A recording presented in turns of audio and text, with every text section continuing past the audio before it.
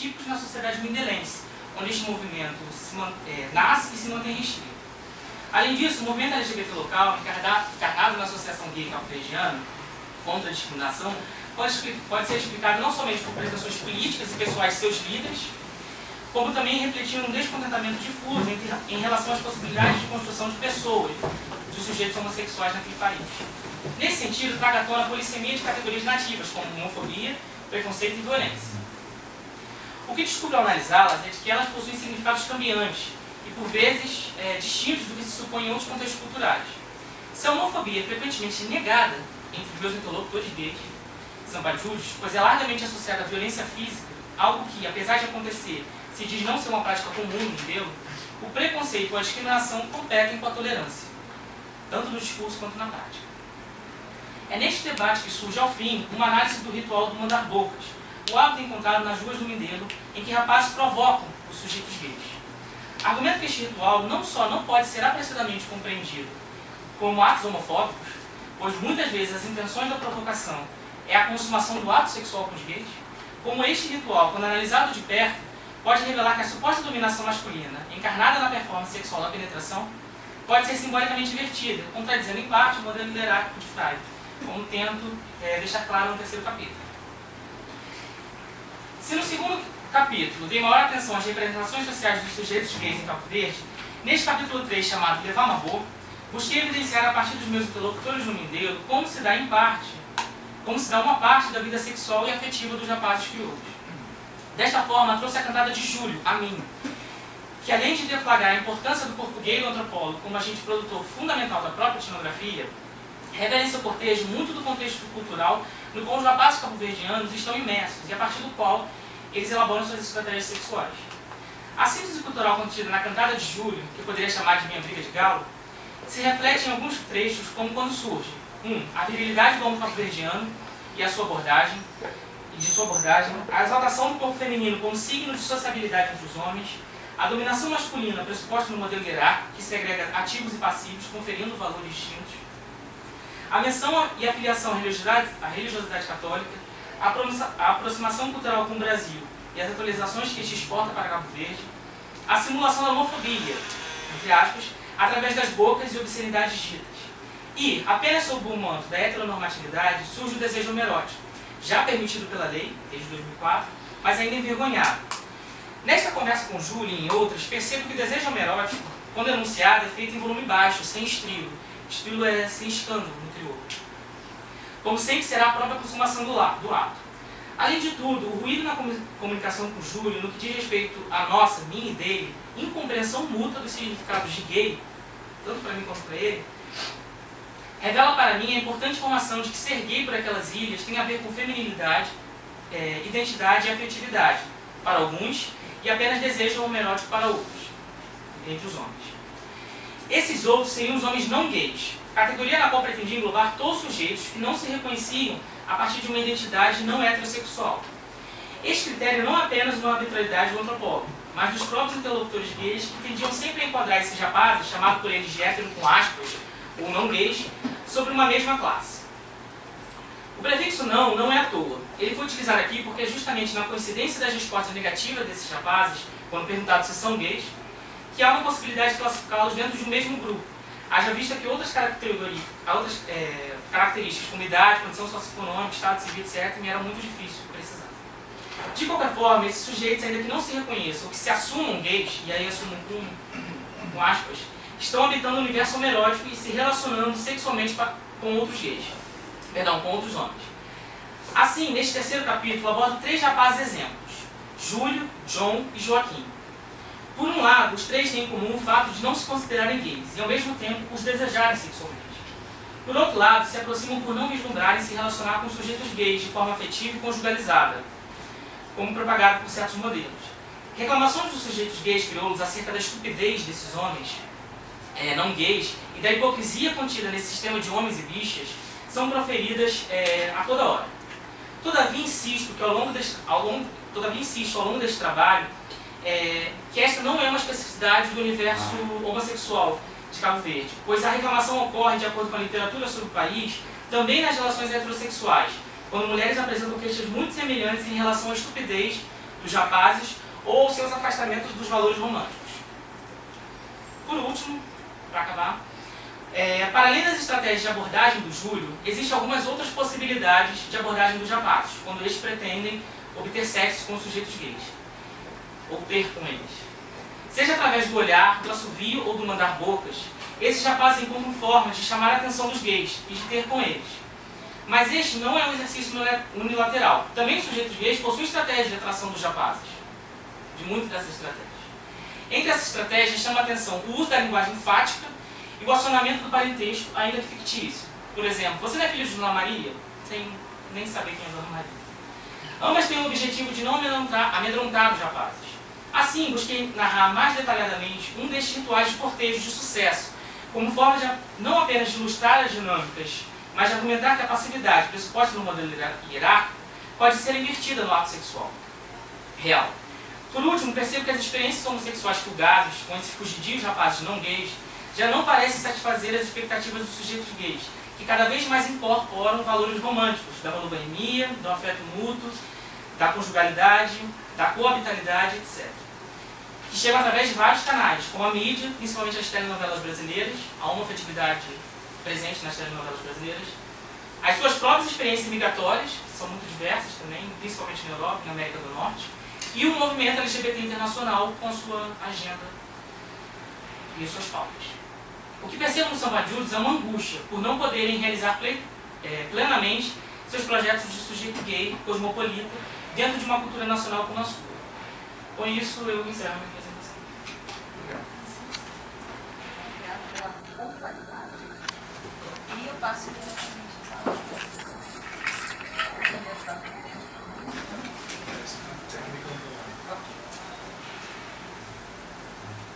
Francisco, muito obrigado pela consideração de me convidar. Sobretudo porque é uma dissertação que me interpela. Você comprou uma briga um pouco. Acho isso muito. Eu acho que uma dissertação de mestrado absolutamente exemplar.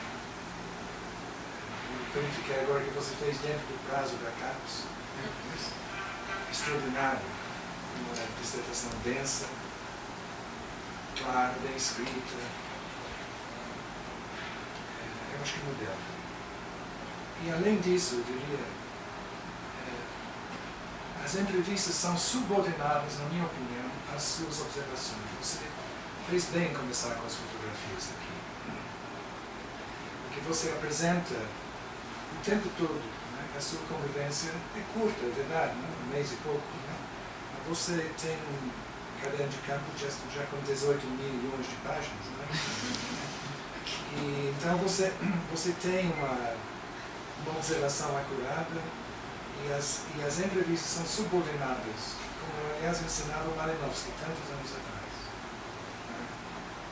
Então eu acho que isso é esplêndido. E você escapa também das piores formalidades. Você tem uma escrita até engraçada às vezes, que ajuda. Não há nenhuma pretensão, além da conta, na minha opinião.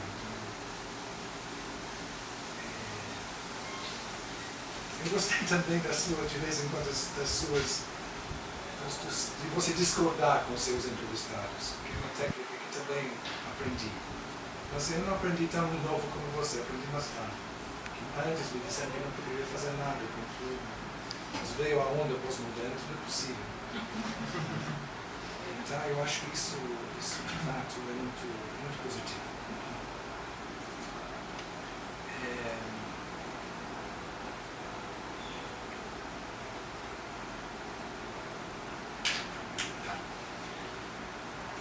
Eu também gostei do jeito de você ter levado um trabalho meu tantos anos atrás a sério, ter me convidado para debater agora. Afinal, você propõe uma outra maneira de olhar as coisas. Assim, é um prazer arguir. É horrível, você tem que examinar uma dissertação ruim, fingir que gostou. Né? Não há nenhum fingimento. Eu gostei muito. E tudo que tem a dizer tem a ver com esse debate que você me chama para, tá bom? Então, não vai ter muitas perguntas nem nada disso. Eu vou apenas apresentar uma contraposição. Faz parte, não é isso? Não há necessidade de disfarce nem de hipocrisia.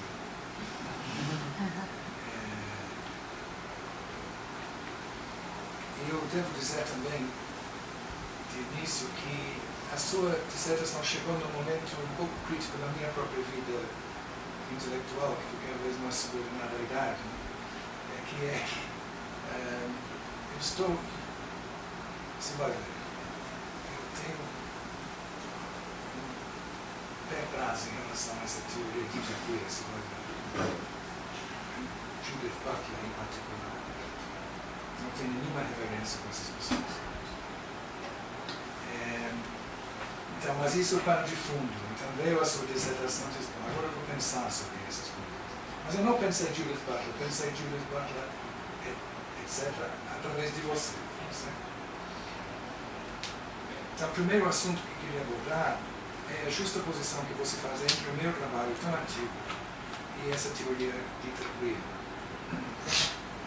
Você diz assim, se os modelos só resolvem um anseio de objetificação e estabilização de dada realidade social, não dão conta do trabalho de bricolagem sem fim, que é a construção de gênero dos sujeitos.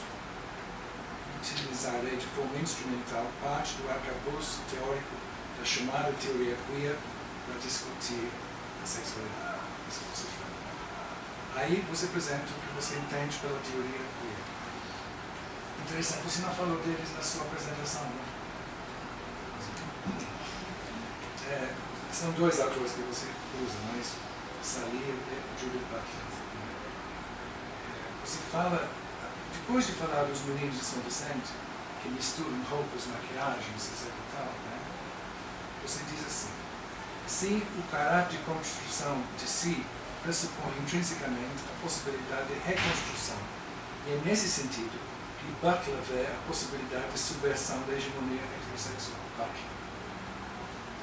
Eu queria sugerir que não foi Judith Butler que percebeu isso, mas sim os próprios atores gays, se quiser, ao longo da história.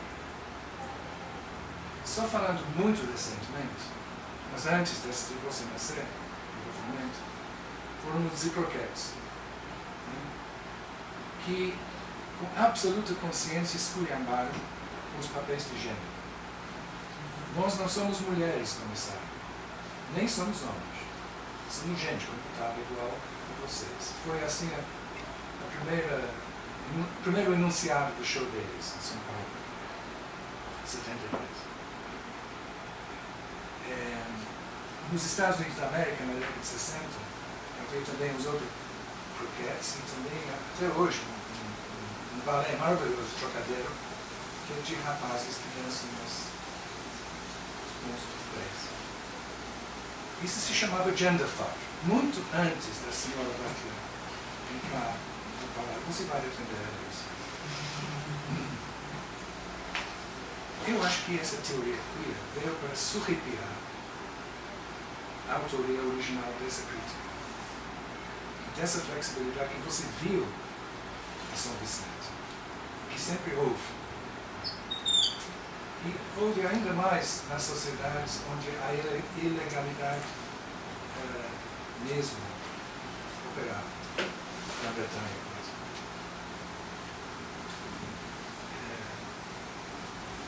E também eu fico triste que os antropólogos que primeiro teorizaram sobre a construção social do gênero foram completamente eliminados.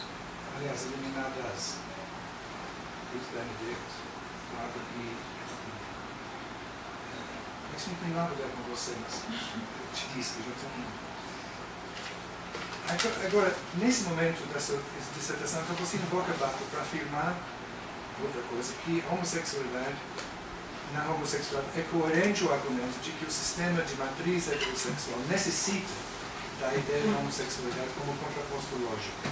Esse é outro argumento, não é isso? E que a homossexualidade permanecerá como oposição binária necessária à heterossexualidade. A cultura cabo-verdiana, assim como outras, forjou esse par de oposição, homossexualidade e heterossexualidade. E agora não é possível abdicar de um dos seus tempos sem que o sistema não entre em colapso.